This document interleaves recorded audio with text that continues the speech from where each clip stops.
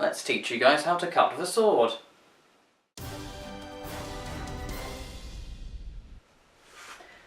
Hello my fellow sword recruits, I'm Jonathan, also known as the PC Genie, and today we'll be looking at, just quite simply, how to deliver a cut with a sword. So we'll be getting from whatever you've been doing before to this within this lesson. It's simple. So let's go through a few points, starting with the grip. Now just make sure to have a firm grip, close to the hilt as you can. This gives you extra control. Some people even sometimes do things like this, which is put the finger over the grip. I personally prefer more of a hammer grip, which is under the hilt. That part is your own personal preference, but keeping the hand close to the hilt, so I don't want anyone doing this. It's not practical. You'll end up losing control and over-swinging very easily. Apart from that, again, sort of firm grip, but not a death grip. It is tempting for newer people or people who are nervous to end up gripping the weapon really tightly, and when all their muscles tense up, when they even just start doing the various cuts or whatever they want to do, attacking and defending anyway, they'll soon notice that most parts of their arm, their shoulders to elbow to sort of forearms and their hand, and especially sort of the palm of the hand, will feel very sore and start to ache. And that's because you need to relax. So, deep breath. Out. Relax. It's just like when it comes to things like tennis or golf or anything like that, when you're using something, if you tense up too much, then you're just going to ruin it. And with this, it's the same thing with sword fighting. If you tense up, you're just going to end up much stiffer and more robotic. Relax, keep it nice and flowing.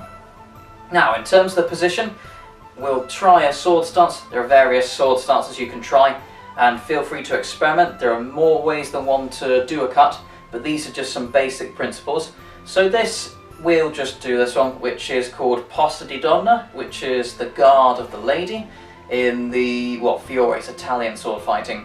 It's a bit like if you were doing baseball, getting ready for a strike like this, and between two-handed and one-handed, most of the principles will be the same. It can be done on your dominant shoulder, and you can always swap to your off shoulder, and you can do strikes and defences easily from it.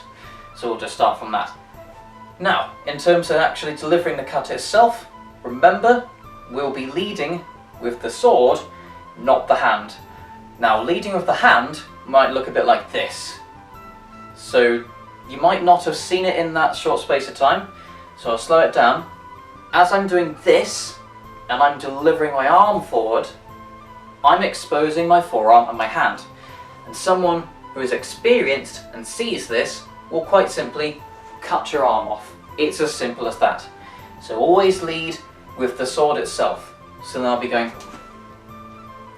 do that again slower. So I'm delivering that sword as soon as possible, and then my body follows behind it.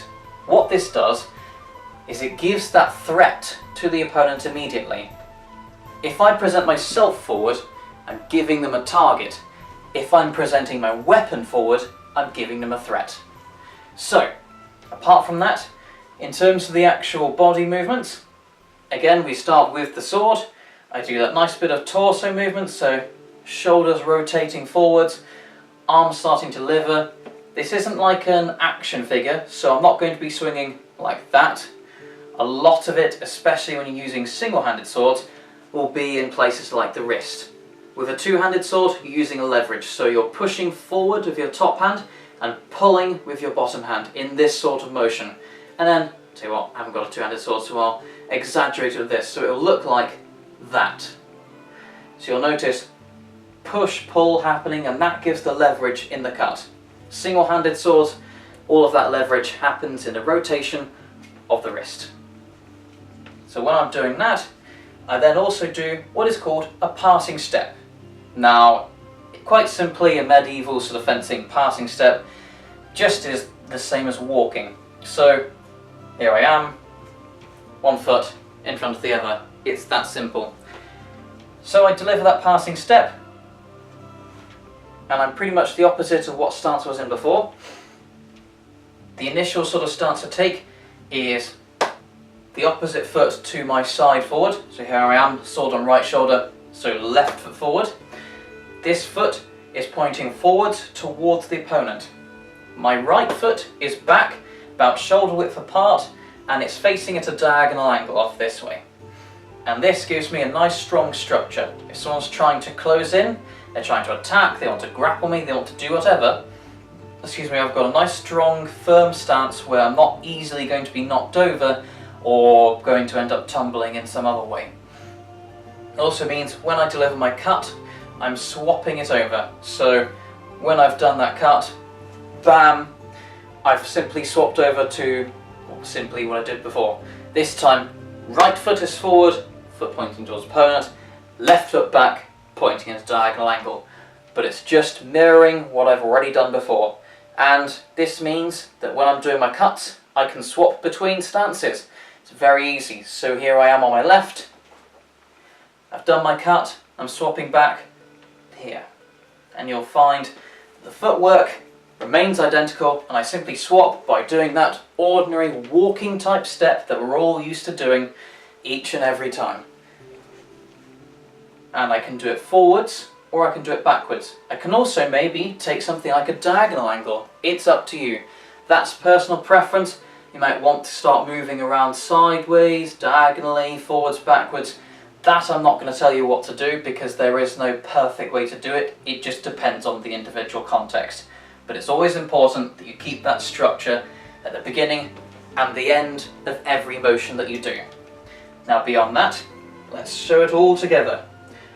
So, again, leading of the point, doing that torso movement.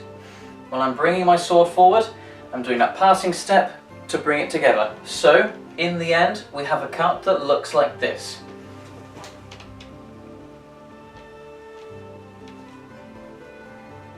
Again,